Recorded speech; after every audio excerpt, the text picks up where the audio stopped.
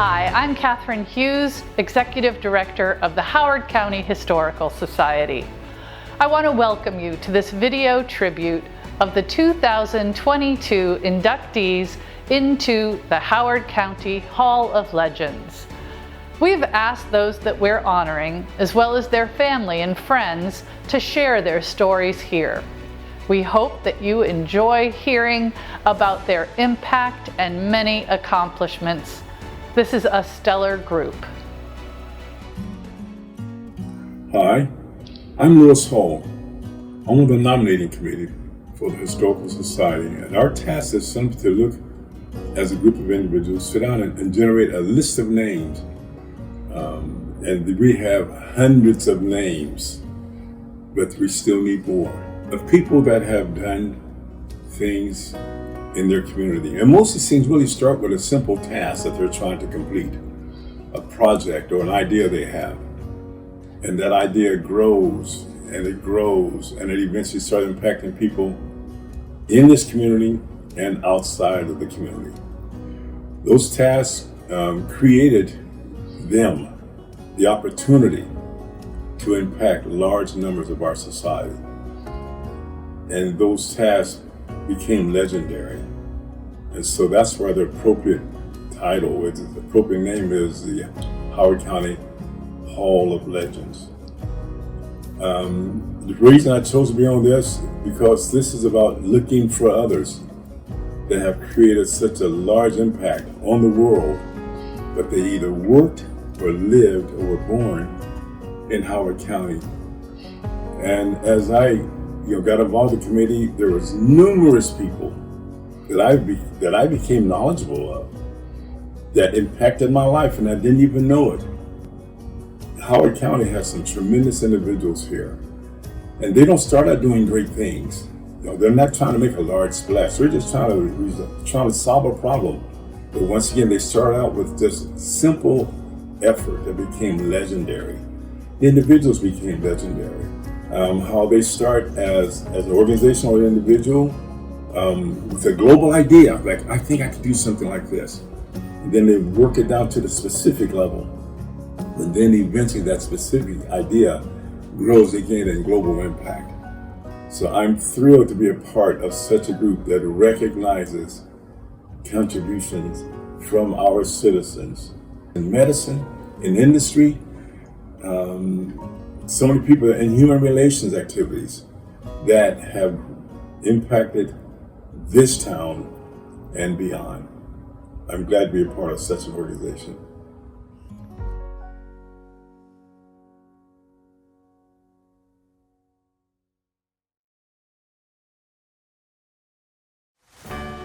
Hi, I'm Ann Shaw, a member of the Hall of Legends Event Committee. We are so excited to induct 6 new people to the Hall of Legends this year. I had the honor of interviewing every single one of these fantastic people. We begin with Richard Cardwell.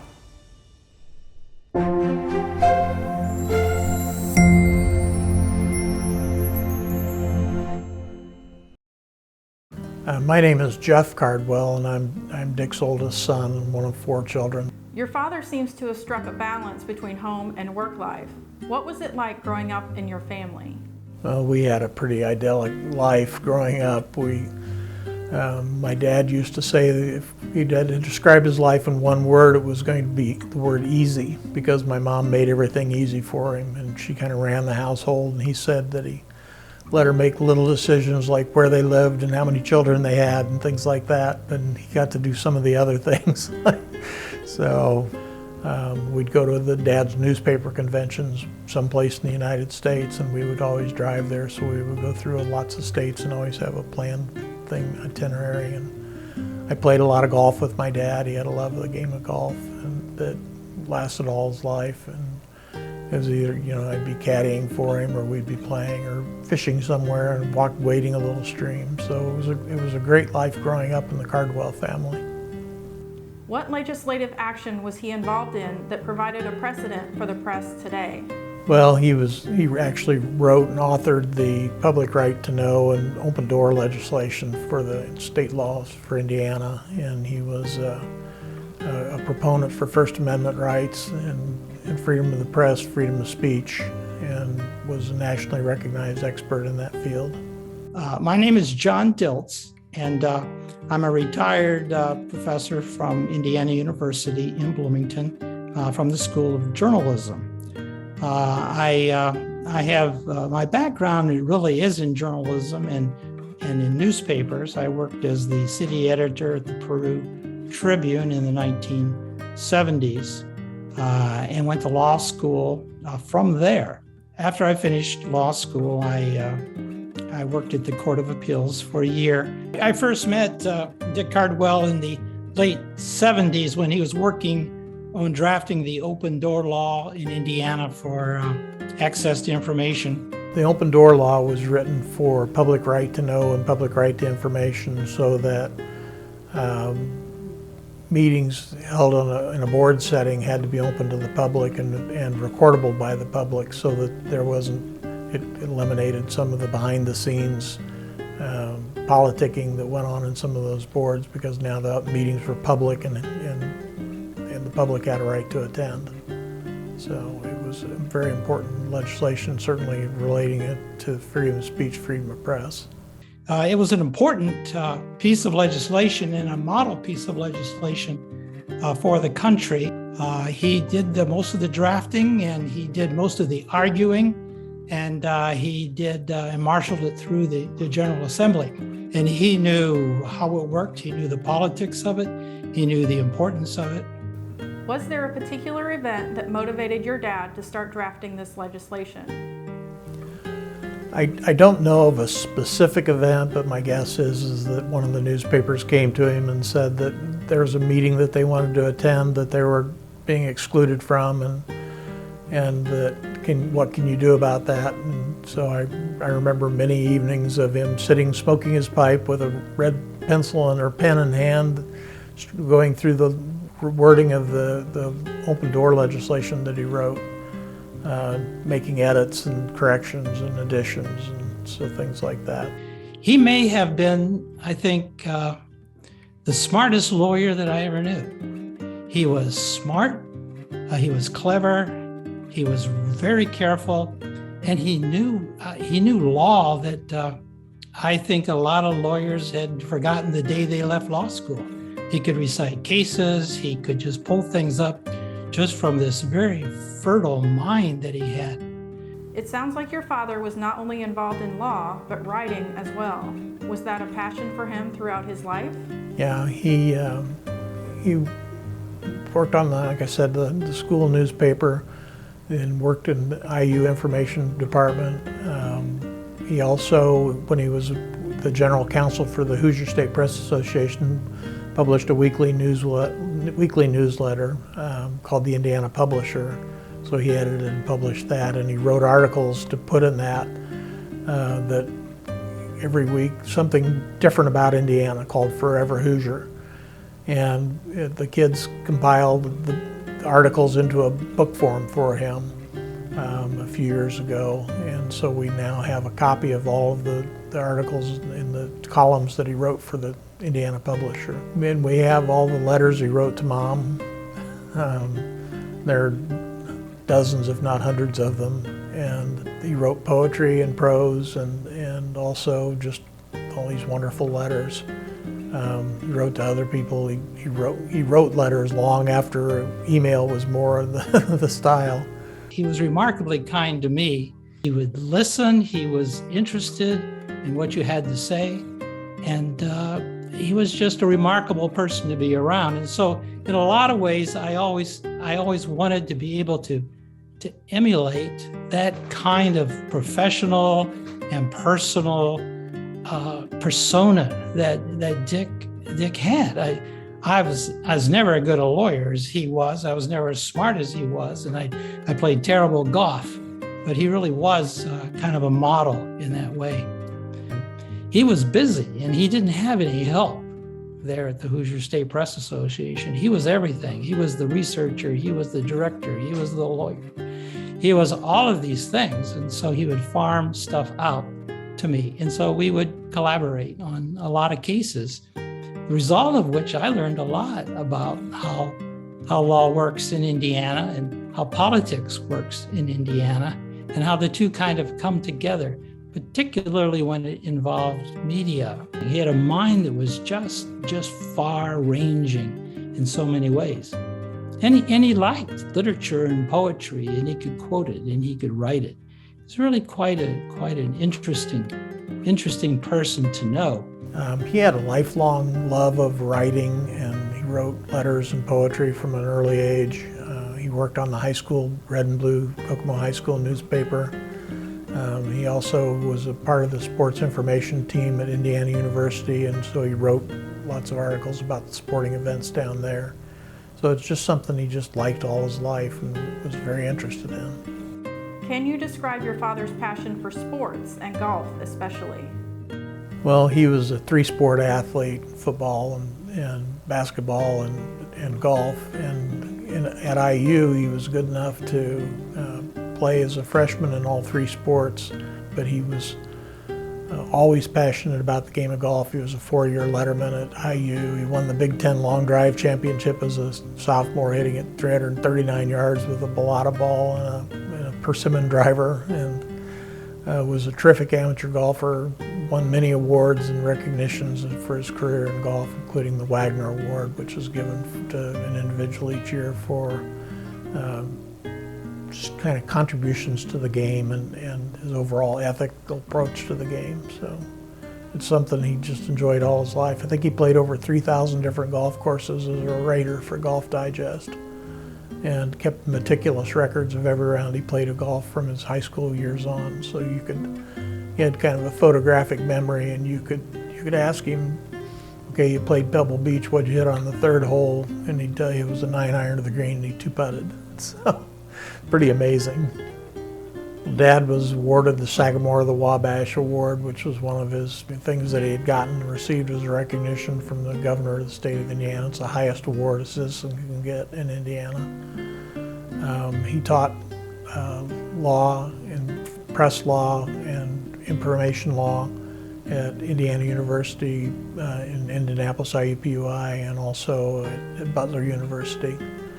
So he was pretty accomplished in other areas other than just the journalism law.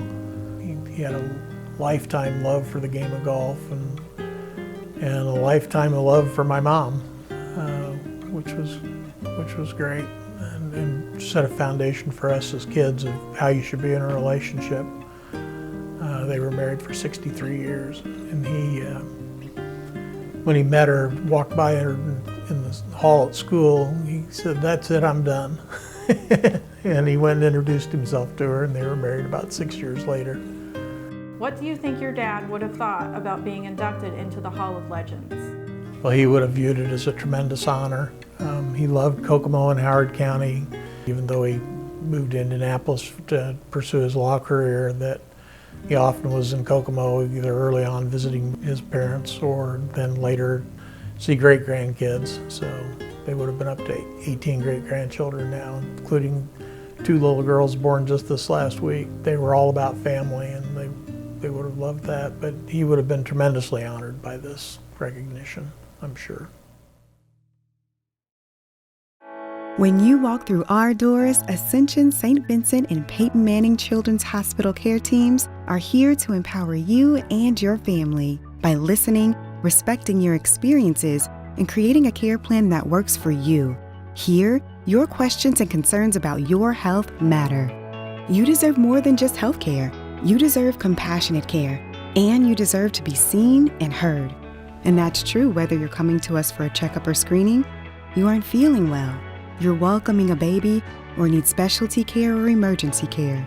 That's why we've built a network that you can trust, and one where you can feel supported. We're committed to delivering personalized care when and where it's convenient for you and your family.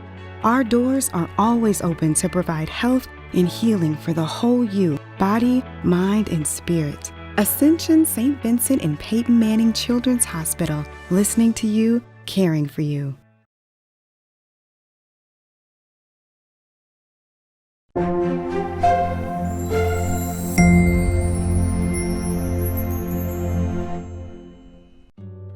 My name's Joe Klein. I was born and raised in Kokomo. Worked at Haynes International for a number of years, and Kokomo is a wonderful place to live. But Dr. Klein's career choice is a little bit before my time, but I can't imagine that he would have felt good about working anywhere else in the world but Haynes International. That suits his educational background, and it's, since he was born and raised here, it's home. And he's done so much for the community and works so well with the people here. I just can't picture him working somewhere else. I was born and raised here. We lived at a place in Miller Highlands, which is on the west side of town. Next door to us, we had a vacant lot, so we played sports. Every sport you can imagine, we played on that vacant lot until we got too big to play on that one. I was fortunate enough to be on the first Little League baseball team that was in Kokomo. They had four teams, and I got chosen to be part of that, which was a lot of fun. We did all sorts of things at Miller Highland. We ice skated. Actually, the Wildcat would flood over and we'd go down and ice skate. We ice skated a bunch of other places. We used to ice skate at the Seashore Swimming Pool, which was fun. And we also ice skated out in Highland Park at the Kokomo Creek. And one thing people probably don't know is one day Jimmy Rail and I ice skated out to Greentown on the day of his basketball game and back. I don't think it affected him all. He had a really good game, but that was a lot of fun and a lot of fun to remember. In high school, I liked science and math, and so it was kind of easy for me to choose engineering, besides the fact that my father was an engineer as well. And so when I ended up going to Purdue, which is where my family had gone before, so I'm a Purdue fan. And over there, during the summers, I worked at Haynes in the heat treat department, which was kind of hot, but I worked there for 3 summers, and that's kind of what got me started looking at Haynes and being comfortable at Haynes. After graduating, I ended up at the University of Alabama going to graduate school on a fellowship. I got my master's there, went to Tennessee on a National Science Foundation fellowship, and got my PhD from Tennessee. Then interviewed around, never thought I'd ever come back to Kokomo, but it turned out it was the best job that I had. And as a matter of fact, one point in time, I really thought I wanted to be a college professor, but I was having so much fun here in Kokomo, I decided to stay here. It was a good choice for me. I was hired by Joe and my bosses, Isas Fahani, in R&D at Haynes International in January 1978. And that's where I met Joe and Linda. He began in the R&D department, eventually becoming the R&D director, and worked on melting processes that are still used by Haynes today. These are to refine and purify these complex alloys that are used in so many different difficult aerospace and chemical process industry applications. He's got many patents, I believe it's 21. Many international awards. Was asked by the State Department to speak in both Russia and China in the early days before those places were really opened up. So there are many, many accomplishments. And with all that, he remained one of the most down-to-earth people you'd ever want to meet. And I mean, he went on from R&D to manager of the mill, worked with the mill engineering people, and then he moved over to sales and marketing and worked with salespeople as well as our market development engineers. So he basically had a hand in all the various aspects of Haynes International. Joe's personality is such that he really doesn't like to talk about himself. He's the first one to help others, but despite his tremendous accomplishments over the course of his life, the last person he likes to talk about is himself, and that's a nice personality trait. What do you consider some of your biggest accomplishments? That's a really, really hard thing to say for a lot of reasons. But I'll say the first one to start off with, and that's with my wonderful wife, being able to raise 5 kids in Kokomo, and we didn't have any major mishaps. So that to me was a real accomplishment. Everything else, I was really fortunate to be able to work with people that were really first-class expert scientists and first-class people. And so we all worked as a team. So the accomplishments that I would talk about are are really team accomplishments in my opinion. So if I go down a couple, three of those, we installed a 4-high mill in Kokomo, which was the largest capital expenditure that Cabot ever made. And we developed the technology for that and started it up successfully. And so that was something that we thought was really good. It's also, Haynes was recognized and further recognized while I was there, not necessarily because of me, because of everybody, as being the #1 producer of high performance alloys in the world. And that got us into a lot of different committees and things that you would not normally get a chance to do.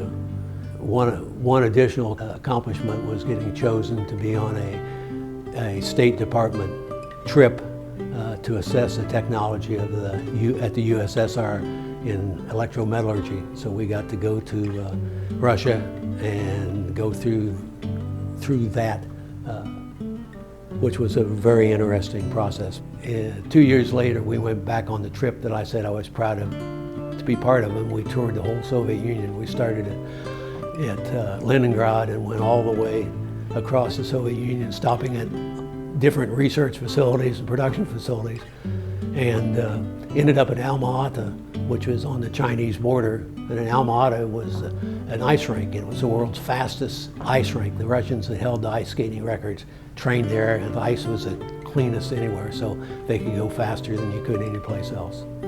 How do you feel about being inducted into the Hall of Legends?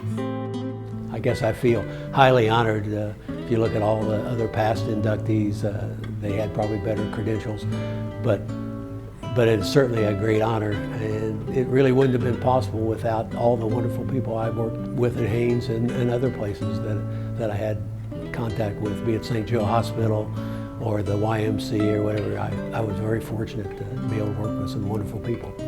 So it's a great honor.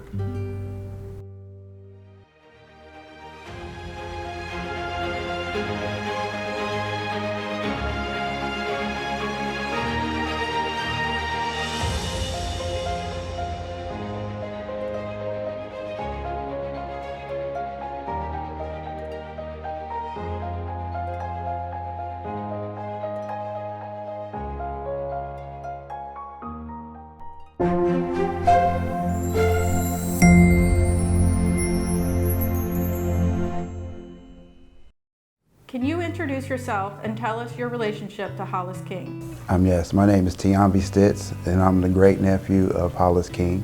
My name is Juanita Martin Davis. I'm not even sure how we met, but somehow we met and just began discussing the NAACP in Kokomo, and he asked if he felt that there were things that I could be very helpful in helping to move the organization along.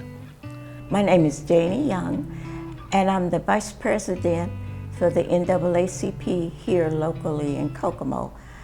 And I met Hollis in 1973. I was introduced to Hollis King by Robert Cole, and he was a member of the NAACP branch.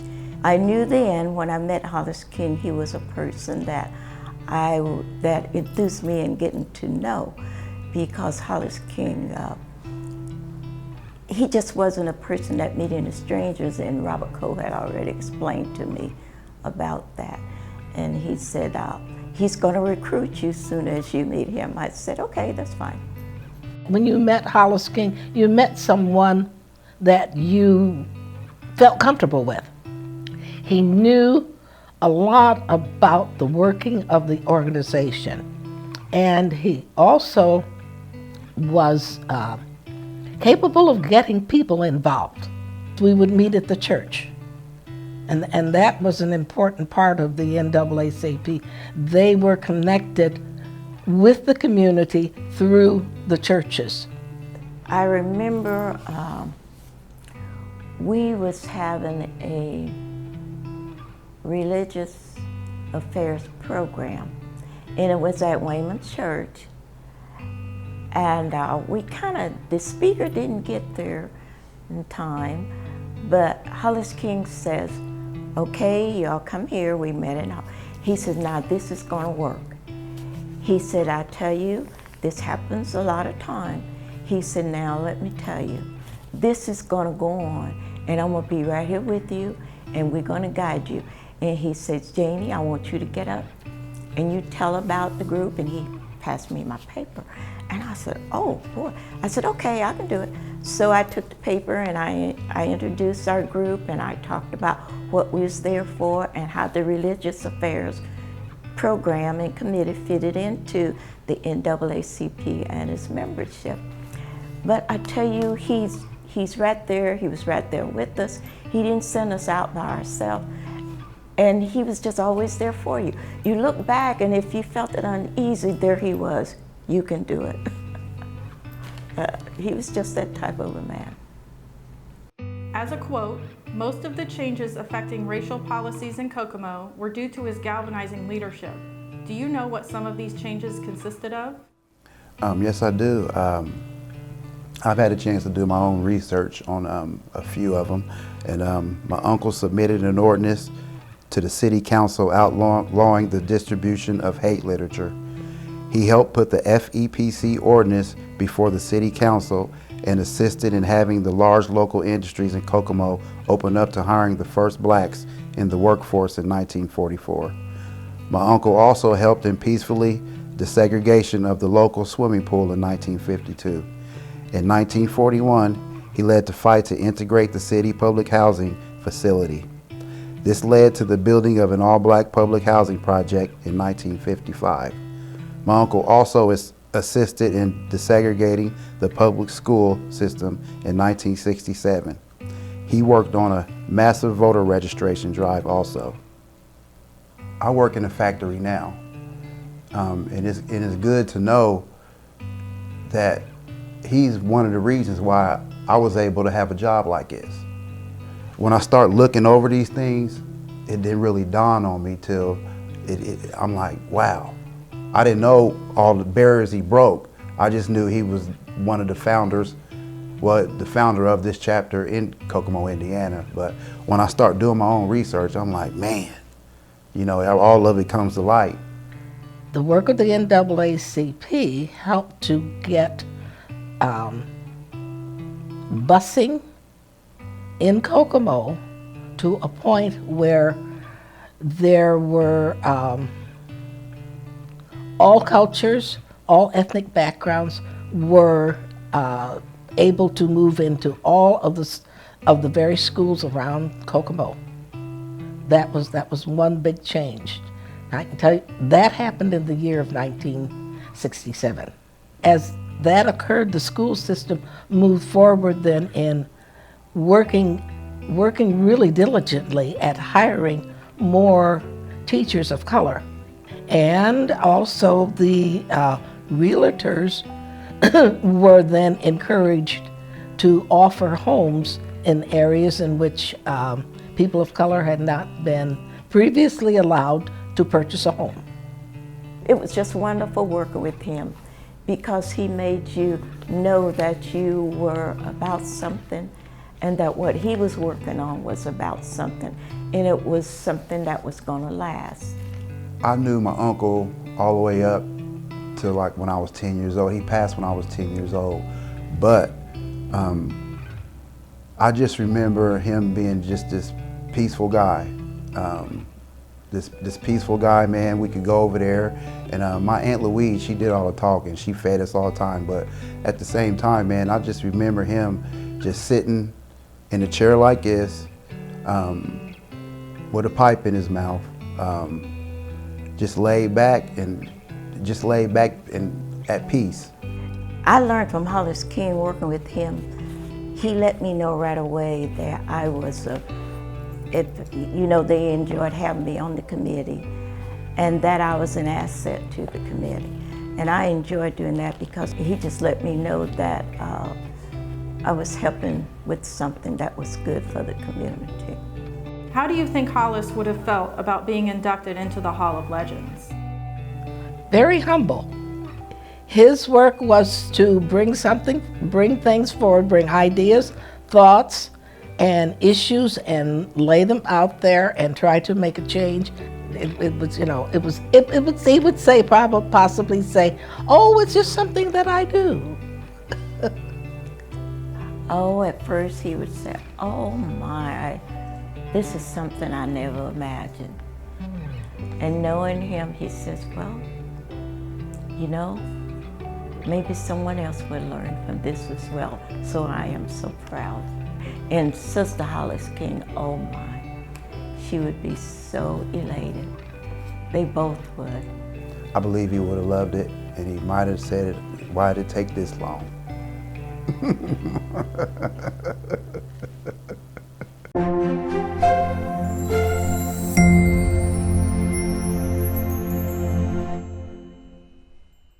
I am Burl Nelson. I am the younger brother of Marjorie Nelson. We grew up in Kokomo, and well, our parents grew up in Fillion, Michigan. They both attained teaching certificates and taught in Huron County. However, at the time of the Depression, there was no money to be made teaching.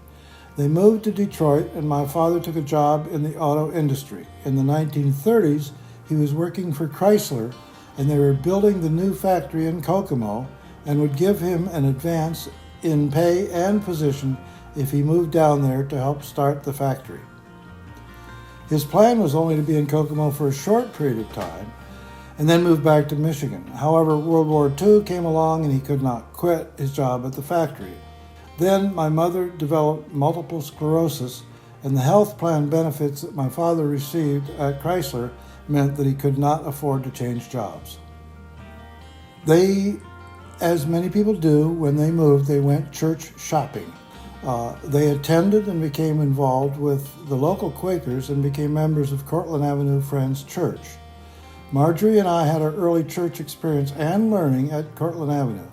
Marjorie helped care for our mother as Mom's multiple sclerosis progressed. This experience fostered an interest in studying nursing. She was very surprised when a member of our church told her that she could become a doctor. As a girl in the 1950s, she thought that doctors were all men. Margie and I both became involved with the traditional silent worship Quakers later. How did Marjorie end up in Vietnam? My sister was aware of missionary work, and Indiana University created a custom plan for her internship, which they called missionary medicine. And she served her internship on board the hospital ship Hope in Africa. Then she did her residency training in Philadelphia. While visiting Marjorie in Philadelphia, I became more aware of her involvement with American Friends Service Committee. She took me to a presentation by another Quaker organization called AQAG, a Quaker Action Group, who organized the humanitarian protest voyages of the 50-foot sailboat Phoenix to North and South Vietnam. This was in the mid-1960s, and we were both led by our Quaker beliefs to undertake humanitarian actions, which also were an expression of our opposition to the American war in Vietnam. Our goal was to bring assistance to innocent Vietnamese who were suffering due to the actions of the U.S. military. At that time, Quakers were the only Americans who were directly communicating with the Vietnamese, who were called the enemy by the United States. As Quakers, we believed strongly that we had no enemies and wished to live up to our Christian teaching to love enemies.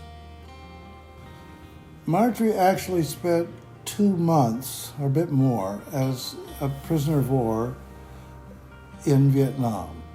She was captured about the 9th of February while she was visiting a friend of hers in Hue, the old provincial capital. It's a beautiful city.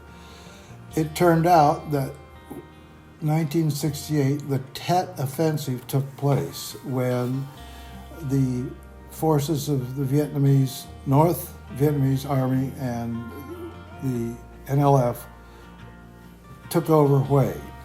And as part of her training with AFSC, she had learned to speak Vietnamese. And so they heard the gunfire and the bombs and everything, and eventually people came and knocked on the door and said, "Open up," and she was able to talk to them in Vietnamese. and I'm reading from an article about her experience. We were told in English that we were going to be taken to the mountains and that when there was peace, we'd be returned to our families.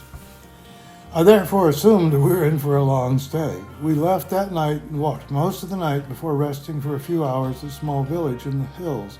The next morning we set out again after breakfast and walked until late afternoon to a jungle camp on a mountainside. I was so exhausted after this long trek that I didn't move much for the next 2 days. When taken prisoner by the NLF in the Tet Offensive, I experienced good treatment and tender concern by the, quote, enemy, unquote. When I fell ill with dysentery, a North Vietnamese doctor walked for several hours through the mountains to my camp to treat me. The soldiers collected from their meager belongings such things as powdered eggs, a little sugar, and a can of sweetened condensed milk that they gave me to help you regain your strength. The cook of the camp started rising at 4 a.m. to catch small fish in the stream to supplement my rice and vegetable diet. No one else in the camp had meat. Never in my life have I been more uplifted.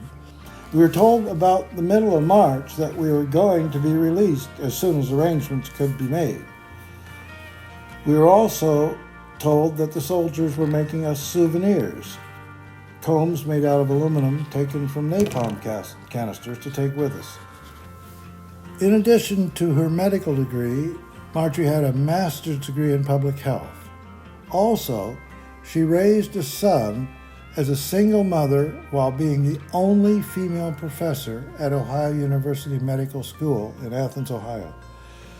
She held many positions with various Quaker organizations, too numerous for me to remember, but I do know that she was the Quaker representative at the UN for, I think, a period of 1 year. So both Marjorie and I attended Earlham College, a Quaker college in Richmond, Indiana. I would say it was the bedrock of our lives. It influenced the way that we thought about things and motivated us to do things that I'm certain we wouldn't have done if we hadn't had the Quaker upbringing. Now, she started attending the Quaker silent meeting worship, and then the same thing was true at Earlham College. So both of us were exposed to what I call the traditional silent meeting Quakers later on in life. But it really was the thread that ran through both of our lives, I would say. How do you think Marjorie would feel knowing she's being inducted into the Hall of Legends? So I think she would be very, very impressed and very, very thankful for the people that took the time to bestow this on her.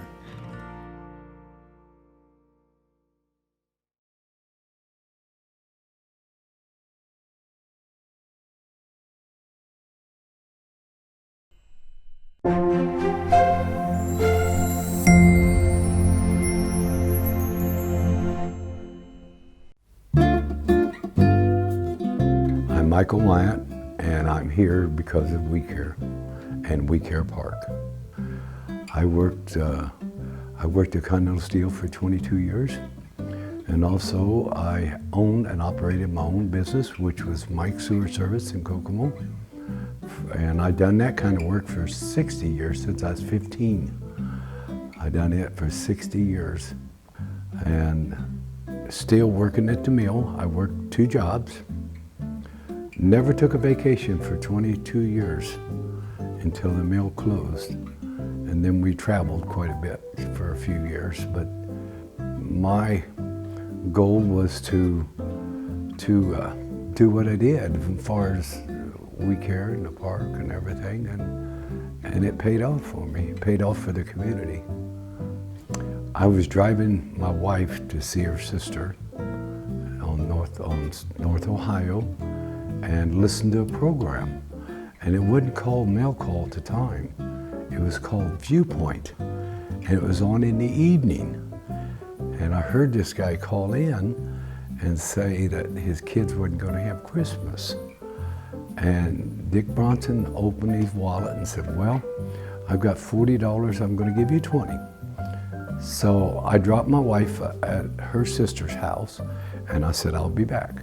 So I drove to the radio station and went in and gave Mr. Bronson $20, just like he gave.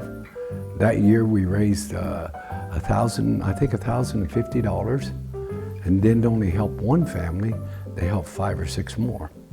So that's how We Care started with me. And then I spent about 16 to 18 years in the street. I went and bought me a Sandy suit. I stood out in the street across from Walton Malls uptown and collected money from cars. And then Bill Fortune, which he started Fortune Management, owned this property. He told me it's gonna come up for sale. So I drove by and I was looking at it and everything. I said, I got an idea.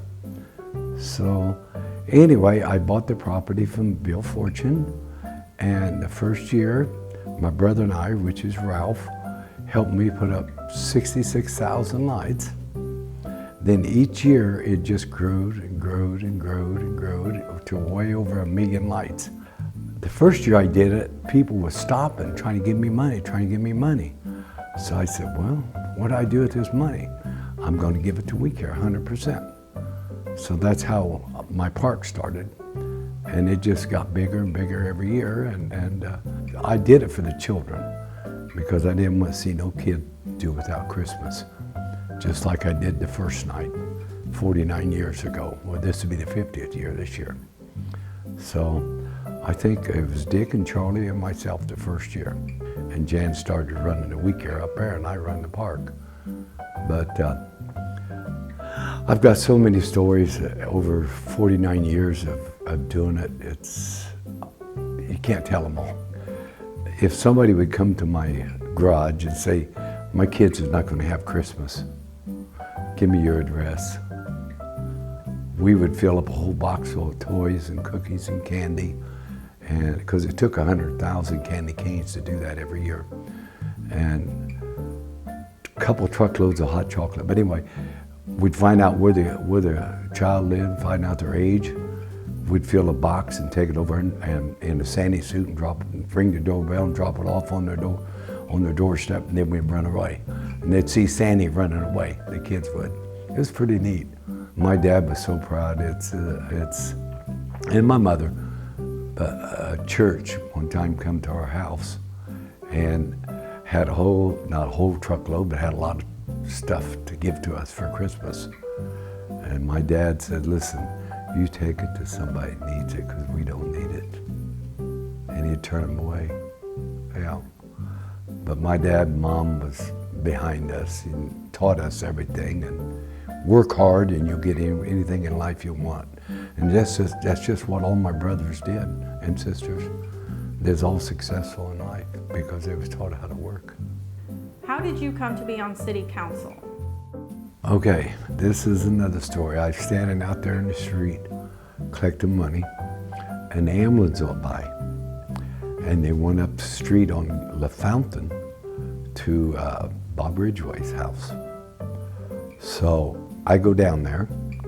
Bob Ridgway was the city councilman. And I went down there, Bob was laying on the floor and they was doing CPR on him. And, you know, they got him back a little bit and they put him in the ambulance to haul him off. And his wife said, Mike, Bob told me to tell you if anything ever happens to him, please take his place. He had 1 year left on the city council. So I said, well, out of respects to Bob, I'm going to go ahead and put my name in there and I'll take the 1 year. Well, anyway, 17 years later, I run 4 terms and won all 4. And then about 22 years ago, I got asked to be on the redevelopment commission for Kokomo with E.P. Severance. He owned Coca-Cola. So I said, okay, I'll be glad to go in there and help out any way I can, because that's just me. So anyway, I spent 22 years there, and I'm still on there. I don't look at politics as Democrat or Republican. I look at politics for the person. It was an honor to be there. I figure if the people want me there, that's such an honor to be on the city council. And I enjoyed it. I enjoyed it, and I spoke my mind. When did you know that We Care was such a big deal? Well, I really knew it the first year. To raise $1,050 back in, what was it, 1973, I think? That was a lot of money. That'd be like raising 40, 50,000 today. Now I was hoping someday to raise 100,000 right there at my park. And we did the last year. Last year we raised 118,000 right there at my park. And that all went to charity. But it's all about this community. This community is such a giving community when somebody's in need. They're there to help people. And I think the good Lord put us on this earth to help each other if possible, if you can afford to do it. I never would charge anybody a penny for anything. But if you see the smiles you put on kids' face, that made it all worthwhile. This community is so giving. And I just want to thank all the sponsors that sponsored me. I had 39 signs up there. They paid $300 a sign, and they made the checks to We Care, and it went into the We Care account. Without all the helpers and without 6 people or 7 people there every night supporting this, working, no pay. Like I say, it took 100,000 candy canes every year, and lots of lights. Trust me, lots of lights. So I just want to thank the community for supporting me. And you know, without the community, We Care Park wouldn't have been possible, because it just kept growing. And my wife supported it a lot. But without her support and the community, We Care Park wouldn't exist.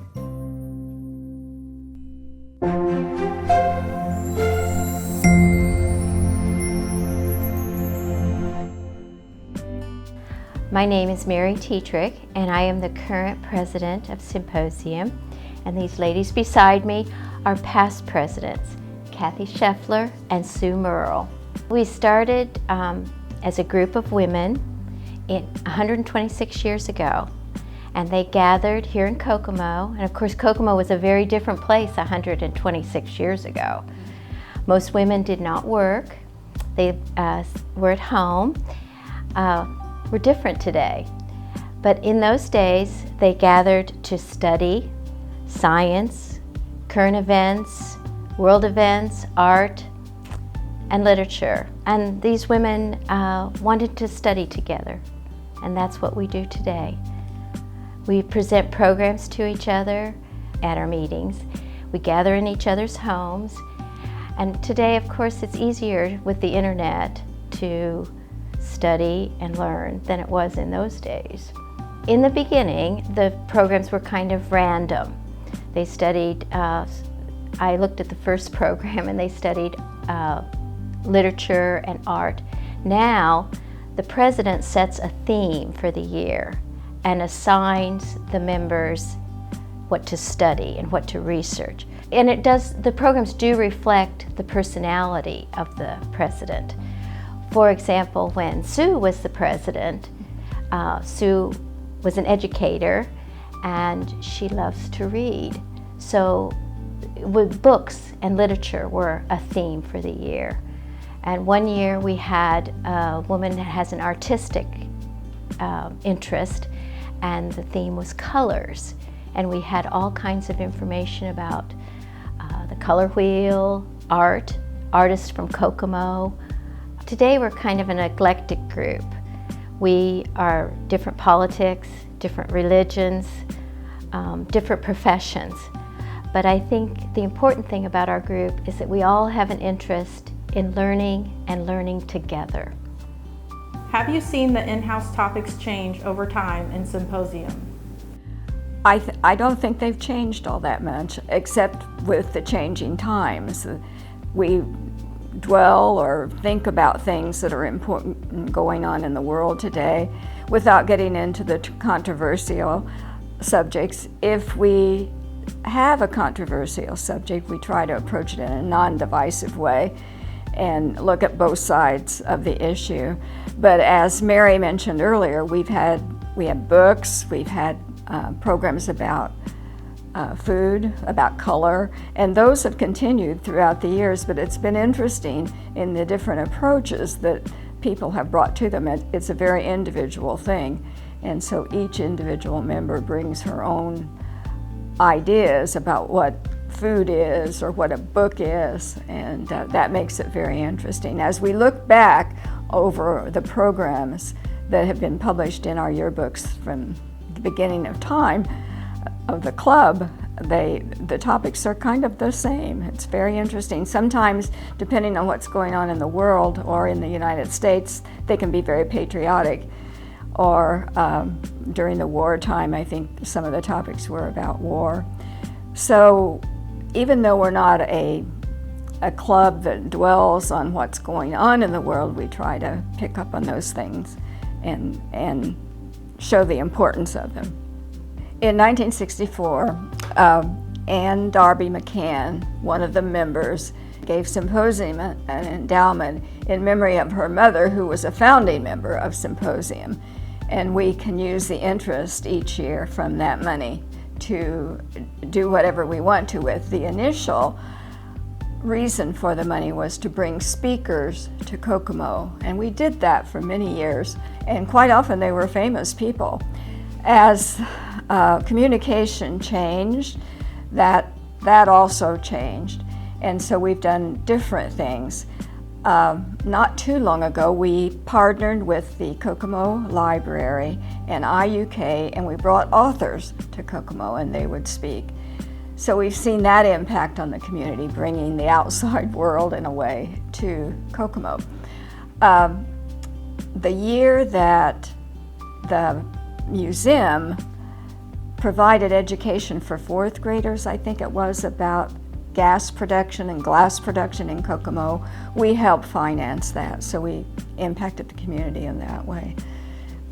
Over the years, many different programs have been brought because of the Symposium money, and they've been quite a variety of things. We decorate the Walnut Room every year. We call it our room. We've been doing that for years. We helped with the renovation when that was done for the museum, and each year we decorate it at Christmas time. We're very proud of it. We call it our room, and we're very happy to do that. We follow the theme that the museum chooses for the year, and again, we've had a lot of fun doing that. Can you tell us a little bit about how people know about Symposium and get into Symposium? Well, it's an intimate group, and we are restricted to 30, and what happens is somebody, and usually it's not a close friend, it's just somebody they've met in the community that they feel can bring benefit to the group, and then they vote on them and ask them to join. So I'm sure if somebody said they were interested, we could do something about it, but basically it's just looking for people that would bring value to the group, and that's all it is, that want to do programs and bring interesting things to the group. And the other thing is you're required to go up through all the offices, and you only have to do it once, but you have to do it. And I think that adds to the intimacy of the group and the cohesiveness to do that. What was it like to realize you're being inducted into the Hall of Legends? Well, I think it's a very big honor, and I'm glad we're doing it. But I think it's also an honor to the individuals, because Symposium's not only a group, but the individuals are part of the community, and they participate in other things as well. We have members that are part of the symphony and part of Community Foundation and part of Ivy Tech. I feel like it's a huge honor for not only the group, but for all the people that are in it.